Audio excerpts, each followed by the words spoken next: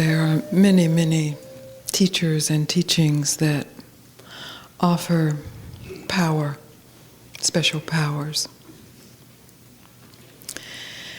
And like everything, they have their place. Everything that is has its place. But I just want to be very clear with you that that's not what this is. That's not what this invitation is. It is not an invitation to higher and greater powers. You have to really let that sink in. Because often, no matter what we say it is we want, what it is we really want is power, more power, which is control. The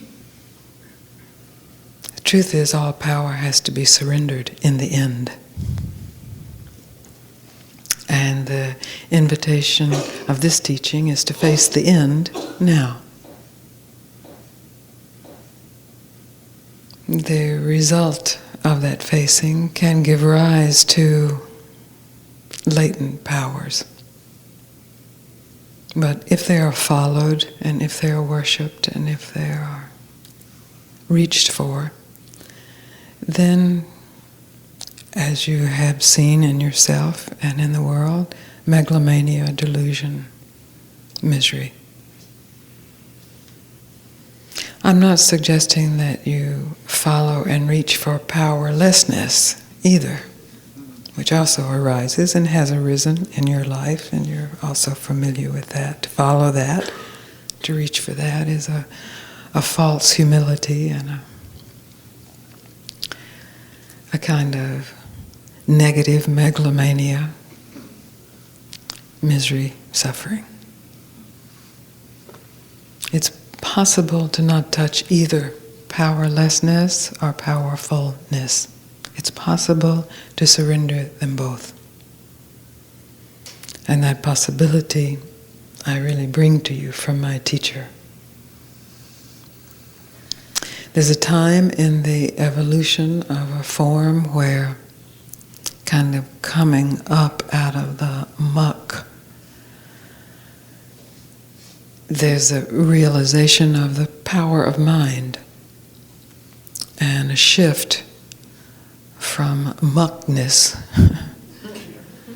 to rising above that, specialness. There's nothing wrong with that.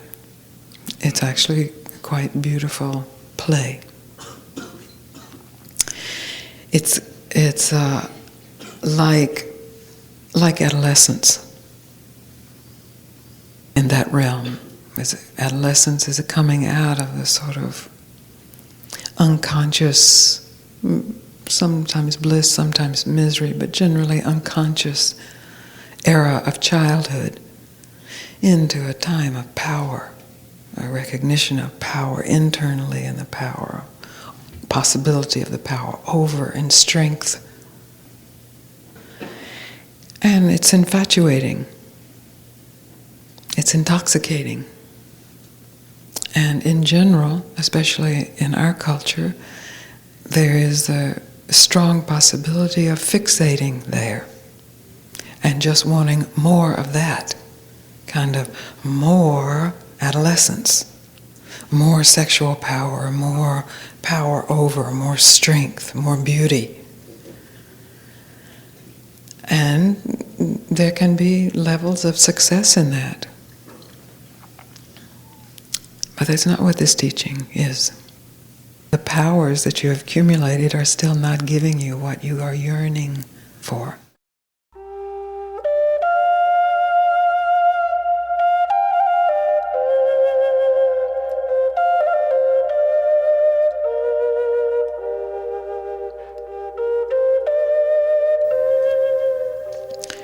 Most of human endeavor is the attempt to keep what will be lost. Right? Everyone must be very familiar with that. The attempt to keep pleasure, attempt to keep youth, attempt to keep health, attempt to keep understanding, attempt to keep power, attempt to keep lovers, attempt to keep ecstasy. Of course, with that, there's the attempt to keep away, the opposite. But in that spinning and that mind activity to keep what is subject to loss, there is huge suffering. There's minor suffering and there's huge suffering. But that's basically what suffering is. They attempt to keep what will be lost. Of course, finally being this particular life form, this death to the life form. The attempt to keep that away, to keep eternal life. And then, of course, we get into the spiritual realm and all of the yogic powers that can be acquired so that you get to keep eternal life. But if eternal life is something that can be lost, it's not eternal life. Just logically, it's not eternal life. So if for our purposes, we first of all see what it is we are trying to keep, or what it is we are afraid to lose, we can meet this force, which is fear of losing, this force that drives the strategies of the mind, that drives the thoughts, the engine that drives the thoughts. I have the hope that if we find some way to keep what is usually lost, it won't be lost in this case. You're here in this room, obviously, because there is some degree of direct understanding, of maturity or ripening, where you recognize the futility of that, where you have had moments of great pleasure, great ecstasy, great understanding, great youth, great health, great lovers, great power. And it's been lost. And then the search begins to get the greatest that won't be lost. And we meet. This is how I met my teacher. I finally recognized that all of my accomplishments, all of my powers, were all subject to loss. And that recognition was the basis of my suffering. That there had to be some level of maintaining what it is I thought I had and striving to get what it is I hoped I could get and working diligently to keep away what I thought would take away what it was I had. This takes a lot of attention. It's surprising how much attention it takes because a lot of it's just going on subconsciously. Just working it, figuring it, keeping it all in place, monitoring it, evaluating it, ranking it, judging it, over and over and over, day and night. And the tragedy in this is what gets overlooked, is what's already eternal, what already cannot be lost, what is already here. You've heard the words, you know the words, that is who you are.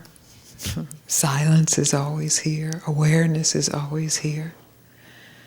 And you have experienced at least glimpses of the truth of that. But a glimpse also can be lost because it's an experience, meaning it appears, it exists for some time, and it disappears. And then the scramble begins to get either that experience back or another better, bigger experience. It is too big to be lost. I'm not just speaking for myself, am I? I mean, is this pretty common experience. That's disillusionment, and it is very necessary. It's what allows the maturing of the soul, the maturing of the mind stream, so that there can be some willingness and there can actually be some fortitude to tell the truth. And the truth is ruthless and relentless. And the truth is, you will lose your body. You will lose your youth. You will lose your pleasure. You will lose your health. You will lose your lovers, your husband, your children, your wife, your understanding. You will lose everything.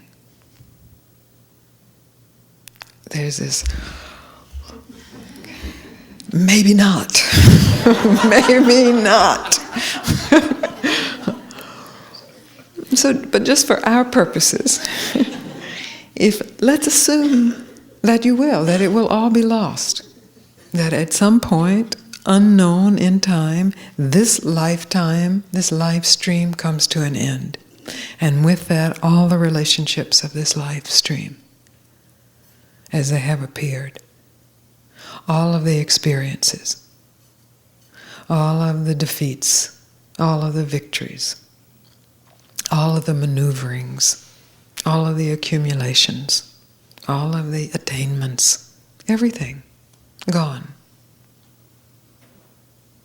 That's true for everyone. It has been in the past a great rarity when someone steps forth and speaks of what cannot be lost, what is eternal, what is always here, what is already immortal life, what is already the truth of who I am. And we, of course, revere and bow to these great rare beings who appeared in the past to speak the truth. And many were reviled and hated and ostracized and burned, and many were adored and worshipped and followed. But in general, all were misunderstood, because they were understood based on the hope that if I get something, if I get what this great being is saying, if I get it, then I will have what that great being has, and that can never be taken away from me. That will be irrevocable. But if for a moment, a weekend, you experience losing everything, really losing everything, as Ramana experienced facing death, and in that experience you tell the truth of what is always present, the radical truth, the root of truth, of what is always present, then you will read these great teachers, these great sages, these saints, these holy people very differently. You will understand directly what is being pointed to. You understand the scriptures and the sutras as the overflowing of your own experience, not as something for you to get or remember or work toward, but as the song of what is eternally present. This is present for you now. You have the capacity to realize this because you are this that realizes itself. What was rare in the past needn't be rare now. And it is a horrible superstition to believe that since it was rare, it must still be rare. And this superstition is a thought form that keeps your mind encased in denying or overlooking the immortality that is present in this moment and always. that your form appears in, that your form disappears in, your form, and that you remain as, that your personality appears and disappears in, that your character traits appear and disappear in, that your destiny appears and disappears in. Then you will understand also that this you, this your, which is really perfect in the English language, I don't know if it works in other languages as well, is both singular and plural. It's both one and all. So that you will recognize that all form is your form appearing in you. All emotions are your emotions appearing in you. All phenomena is your phenomena appearing and disappearing in you. And the attention and the energy and the time that has been spent trying to get something is released, is set free. This freedom then can be used to explore deeper. Your mind then can be used to explore deeper the endlessness of this that is eternal life, this that is already, presently immortal, presently here. And this is why we have met. This is why we have come together. So this is not just another teaching where you can accumulate power. It's very important that you recognize that so that you don't waste time using this teaching to accumulate power. Great power may come, but it also may go. Let it come, let it go. There are great powers that appear in your life all the time. Just naturally, power is one of the aspects of mind. But it is just an aspect of mind. The power that gives rise to the power that dissolves all power, is immortal beingness, immortal consciousness that is already here.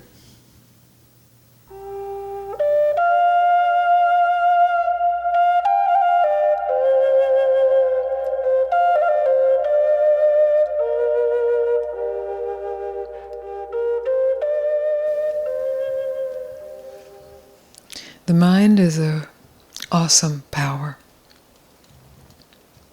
It's a beautiful power. And the main focus of its power is to possess. That's how learning takes place. You possess, you work, and then you learn something, and it's possessed in the mind. It's beautiful. It's wonderful. That's how learning can work. And learning is awesome. And the mind must be used in this possessing function for much learning. It facilitates the great arts. It facilitates the great discoveries. It facilitates the capacity to design and build a house, or a dress, or a meal. This is beautiful. But where it can't go, what it can't possess, is the source of its own power. It is the greatest power of possession, but its source it cannot possess.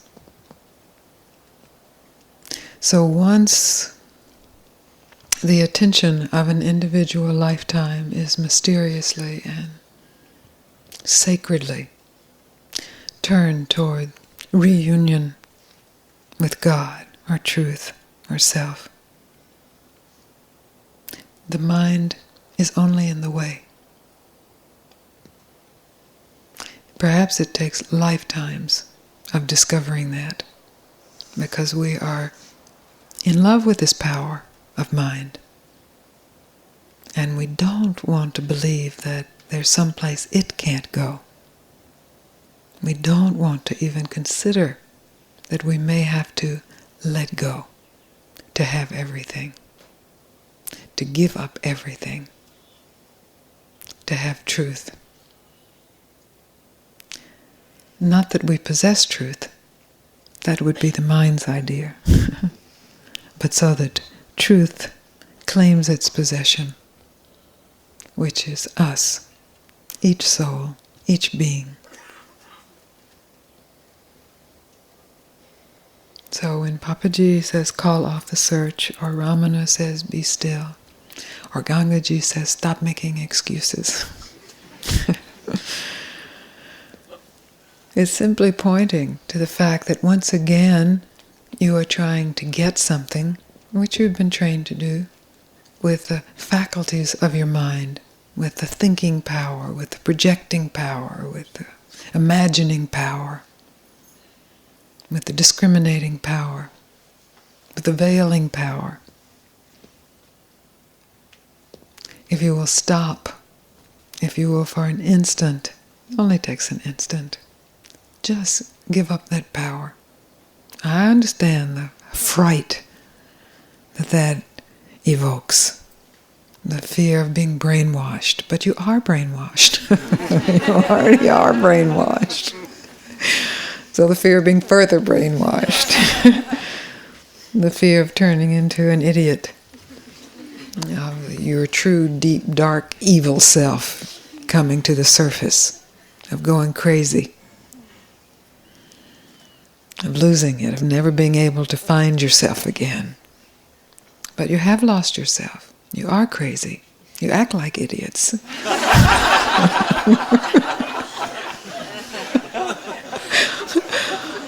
Really? I have this friend who's a teacher, and she was saying, she just looks out at her students and she says, my God, they're all enlightened, they're all enlightened. And then they open their mouths. Because the beauty and truth that we call enlightenment is shining from every eye. Shining. And then the mouth opens and the mind comes forth, and it's like, oh, yeah, yeah.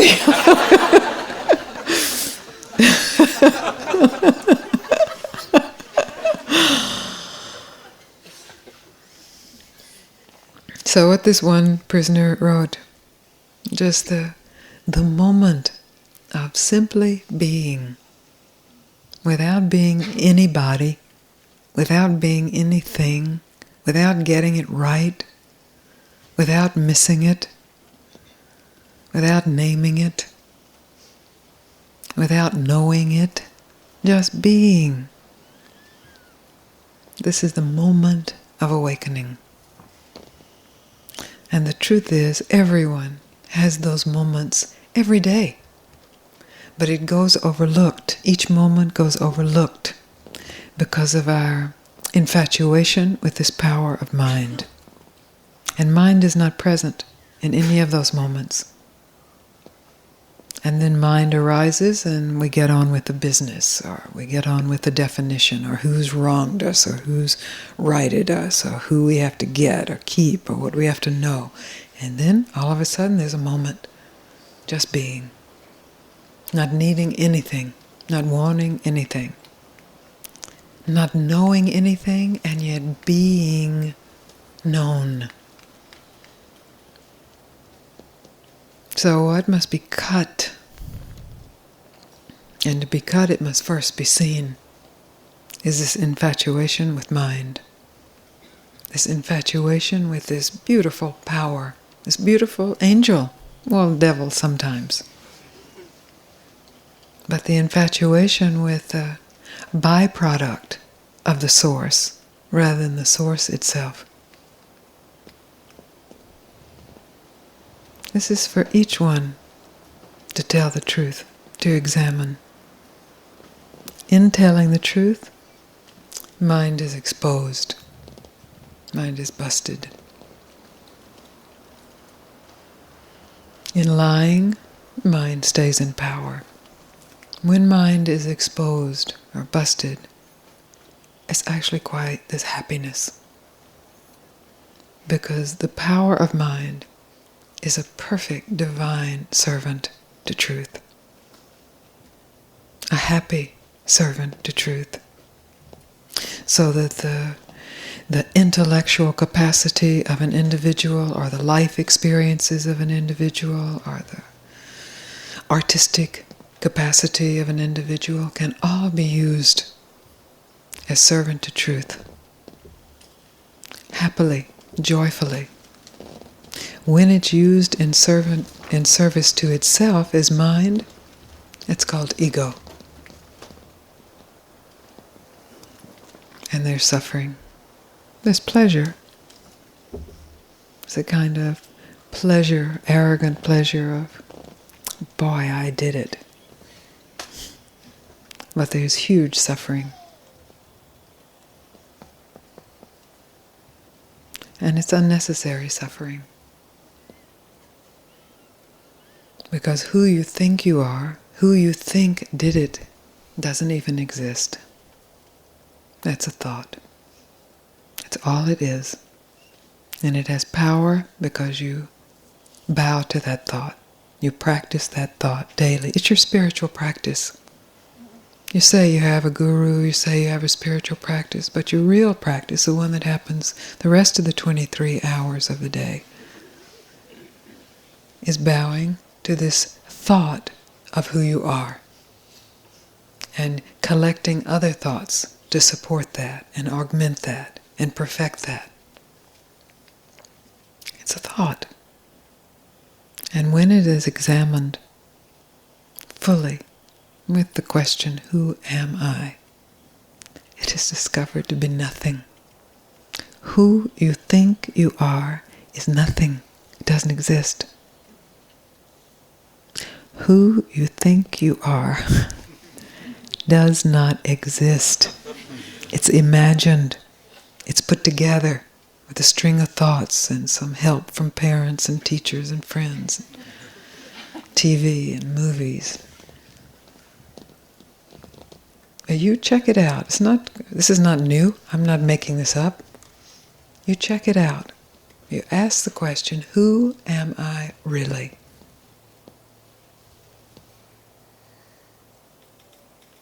You examine, you investigate this I thought and see what validity it really finally has. And in that examination, the radiance that you are sees itself.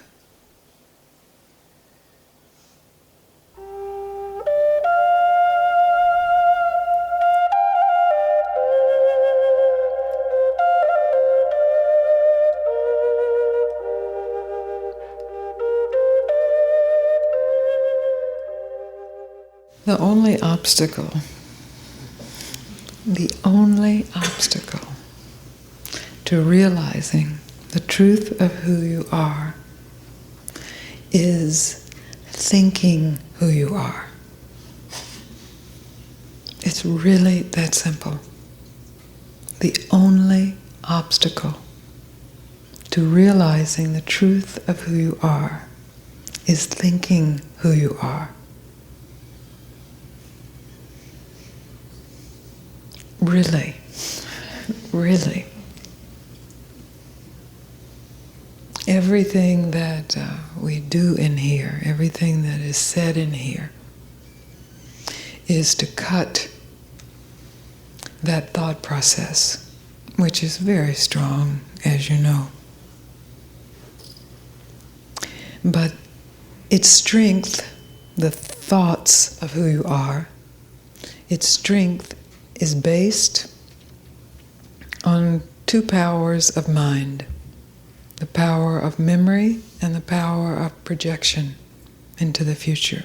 So the power of remembering the past and the power of projecting into the future. That's what generates or creates the present thought of who you are. So this is a very big power, and it is a glorious power. There's nothing wrong with memories of the past. There's nothing wrong with projecting in the future. It's part of the play of God. But the danger is in this play of God, overlooking God. Being so fascinated by God's fabrications and the permutations of those fabrications that God itself is overlooked. And then a suffering appears and a yearning to alleviate that suffering, a yearning to reconnect with the truth of God, with the source of mind, the source of mind's powers.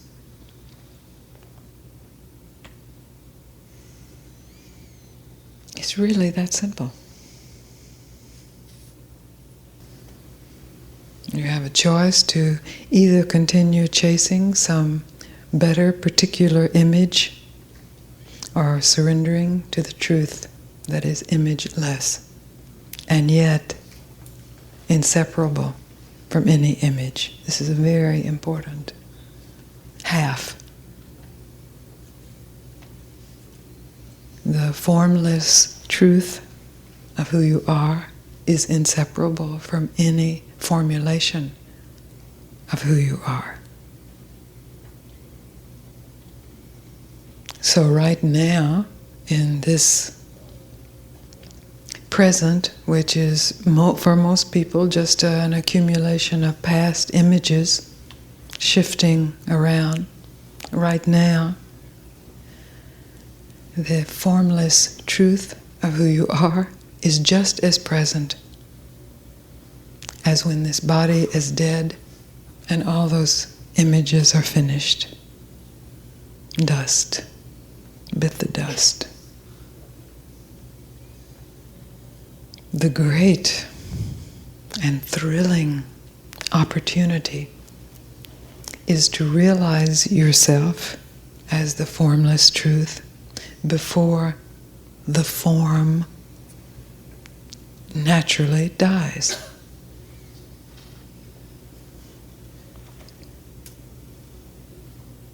That's why we are meeting like this. Many of you will realize this. Many of you have realized this. Some it will take until one is on the deathbed. Even in that moment, if you can realize the formless presence that has been inseparable from every moment of your life, then your life will have been lived in glory of that. And your fulfillment will be a testimony to the world.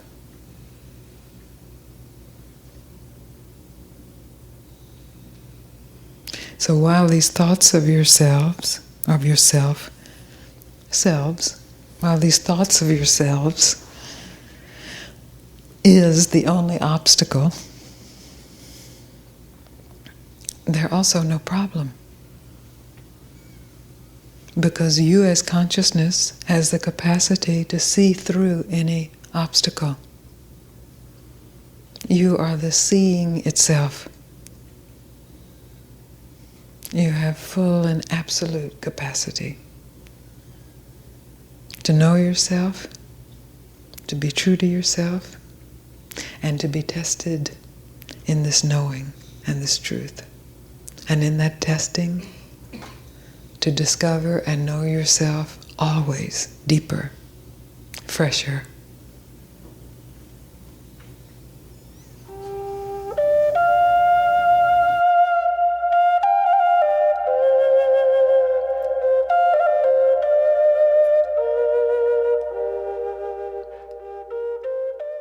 My mind has all the right answers, but my heart is aching and tortured.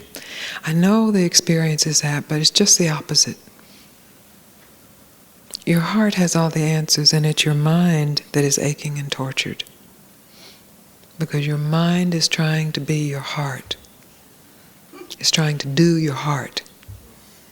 And the mind can't do the heart. I mean, it can do some imitations of the heart. I love you! But it can't do the heart. And it is split into doing the heart and judging the doing of the heart. And the judge of the doing of the heart is saying, you're failing, and beating and torturing and whipping, you're worthless, you're poisonous, you're toxic, So then in a moment of stop trying to do lovability or non-toxability, just stopping it all, this moment, without knowing whether I love you or not, without ever knowing that, because that's also in the mind. It's also in the mind. So no matter how many times I would say, I love you, I see your beauty, I do see everything. So I see who you are, and that is lovable. So forget that, we're not talking about that right now. Because if the mind takes that, it tries to find what it is that is seen as beautiful and lovable, and it can't find it because it's not there. It can find pictures and images and memories of times when you actually felt, when there was an alignment with feeling and heart. But that comes and goes.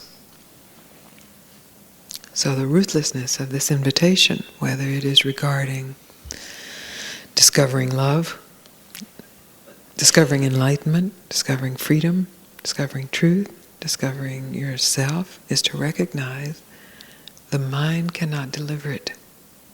It is unknowable.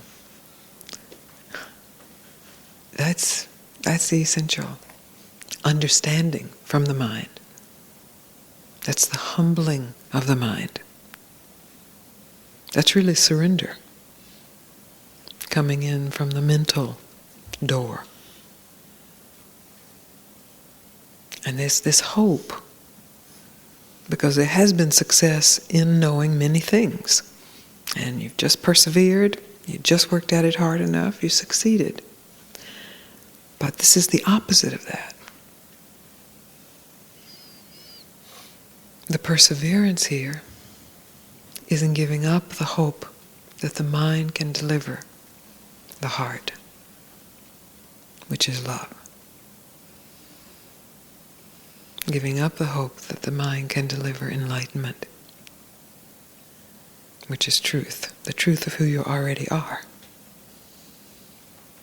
That the mind can deliver freedom. And in giving up that hope, really stopping searching. It's not giving it up and it's like, okay, just as it was set up here, okay, I'll die then. Okay, I'll never know then. Okay, I will never be enlightened then.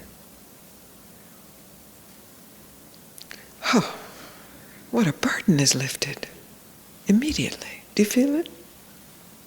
You want to come up?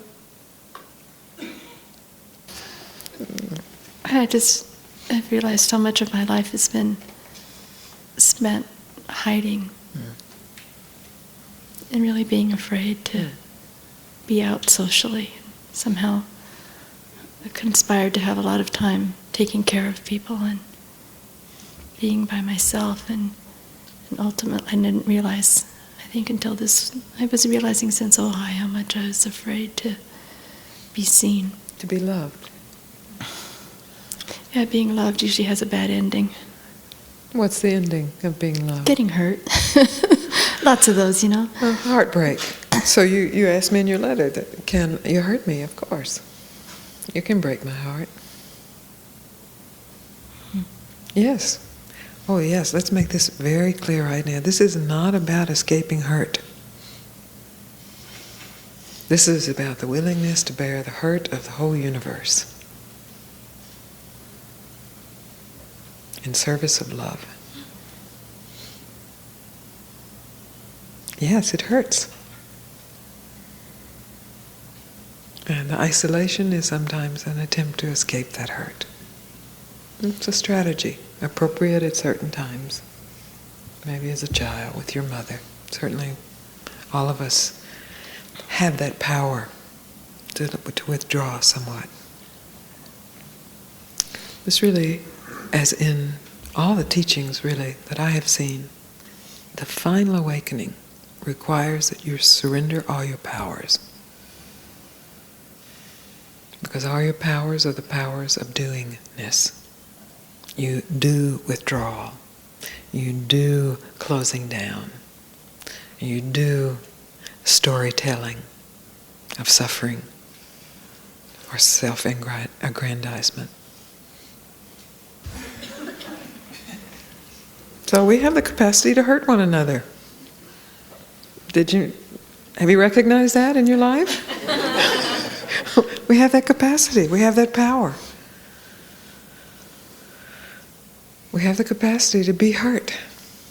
And with those is the capacity to love and be loved. That's the price. So if you don't want to be hurt and you will give anything to not be hurt, then you will give up your capacity to love and be loved. It's very simple, because that's giving up the capacity to recognize yourself as love. Awakening has nothing to do with not hurting. You got to really get this, because we are profoundly conditioned genetically, cellularly, to avoid hurt, just like avoiding death, appropriately.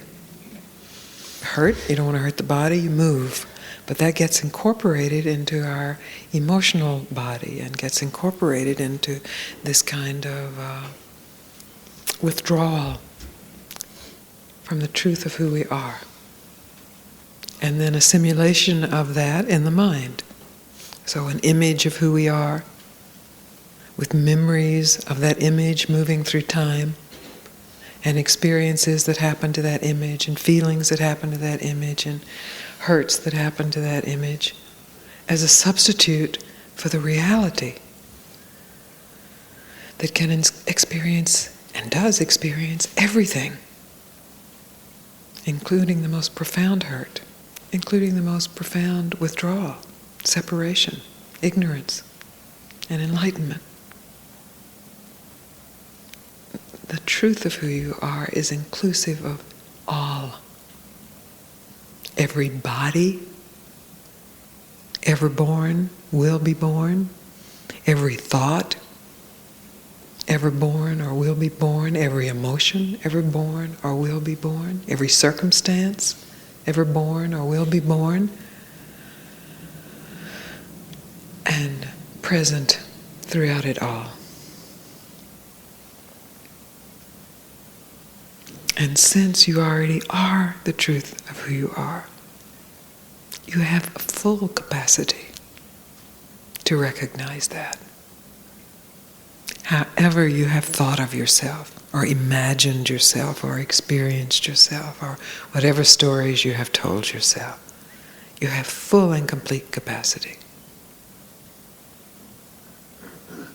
Not to say that you will always feel the universe loves you, or you will always feel you love the universe. That has nothing to do with feelings. It's much closer than any feeling. There are oceanic feelings and there are contracted feelings. There are feelings of pain in the body and there are feelings of the body being invisible, transparent. There are feelings of the mind being absolutely, there's recognition of the mind being absolutely silent and still, and recognition of the mind being agitated. And closer than all of that is the reality of who you are. which has always been awake. Always.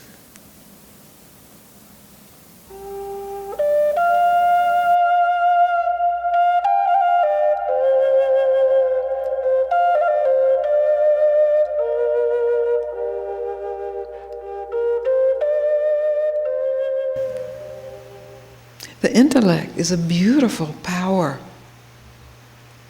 This human incarnation is a beautiful power. The problem is when the intellect or the human incarnation gets put as supreme. And the problem in that is that it's a lie. The supreme is beingness itself.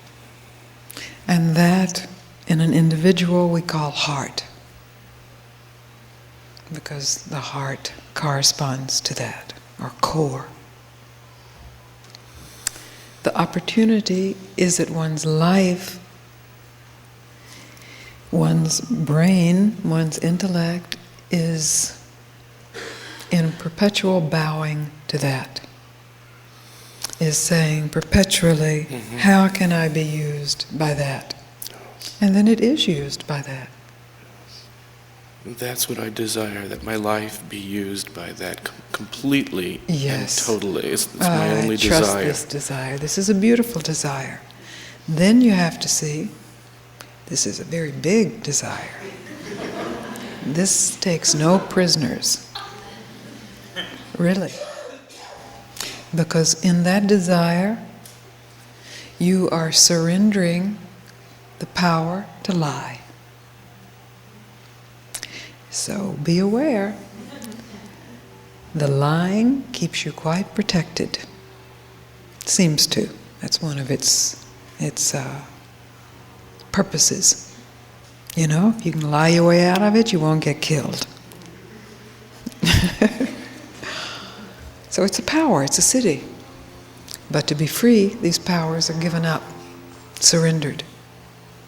So when you surrender your human beingness, your particular individual life, to beingness itself, to truth itself, to have it, to live it, then you are giving up your power to lie.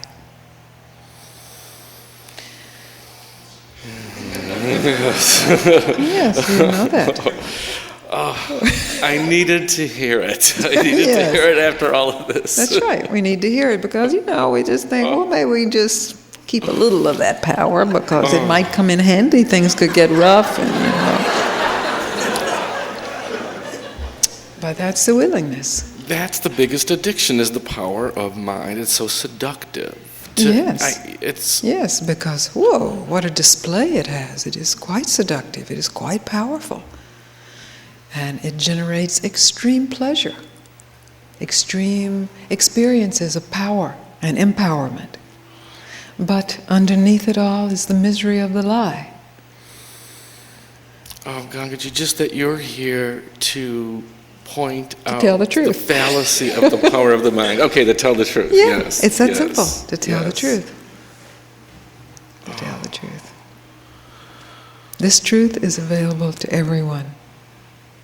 Because this truth, the absolute truth, is who you are, already who you are. And the relative truth versus the relative lie is just the dance of dependence and independence around that.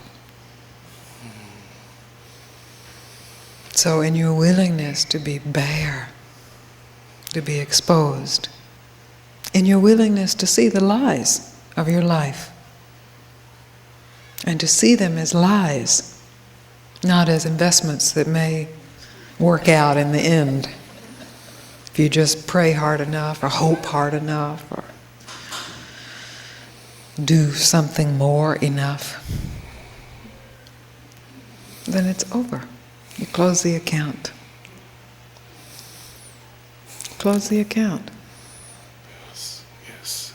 So the habits of that may appear throughout your whole life. Who knows? It's very skillful to assume that they will appear throughout your whole life so that you stop telling yourself this story of, oh, when will they disappear? Because that's just a deflection So just assume that these habits are grooved into this human mind. So what? So what? If you're telling the truth, in this moment, that addiction has no power whatsoever. Your responsibility in that is to tell the truth. My responsibility in that is to tell the truth. And then we see what's next to be unveiled, revealed. Painful or pleasurable, it's irrelevant. Having to do with exposure of habit or having to do with deeper exposure of truth that has never been touched by any habit, irrelevant. Whether your habits stop tomorrow and never appear again, or whether your habits continue appearing until your last breath, irrelevant. What is relevant is telling the truth, being true to the truth.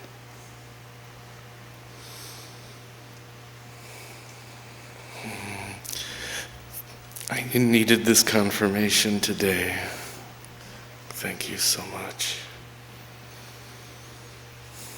This confirmation is always with you. We have the honor of meeting together like this today, but who knows what could happen tomorrow.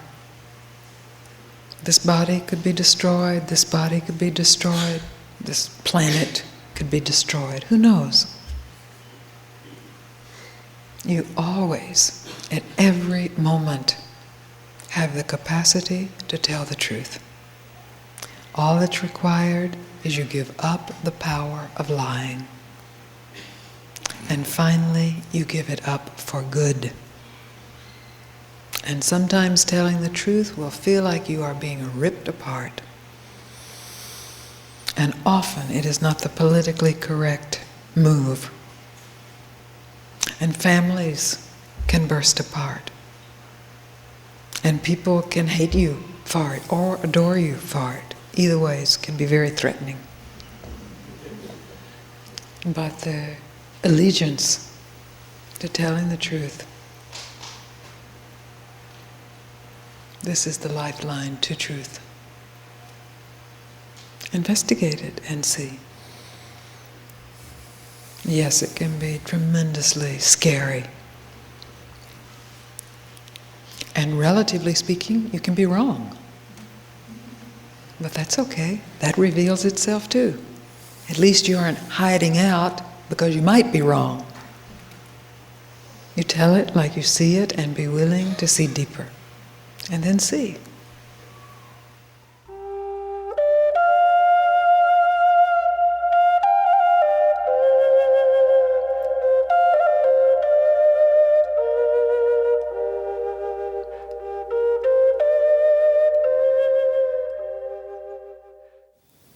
I speak a lot about stopping. You've heard me say stop. You've heard me say, my teacher invited me to stop. My teacher invites you to stop. The challenge is to stop. And really, that's all I have to say, but to communicate what that means is the challenge. That's why there are other words that follow.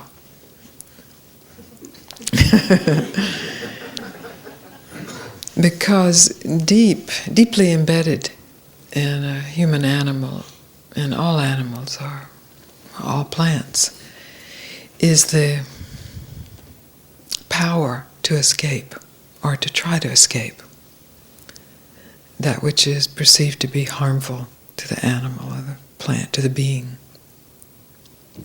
So that's a makeup of a human being, this capacity to escape, to get away from. And as you know, it's very valuable. It has its appropriate use. The dilemma, or where it becomes a liability rather than an asset, is when it kicks in when something is beneficial and the escape mechanism kicks in, which you also know to some degree.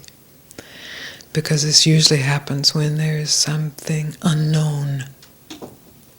And it can be something quite wonderful that is unknown, and the escape mechanism kicks in and the mind gets busy about trying to get away from, like intimacy, like love, like success even, as it approaches.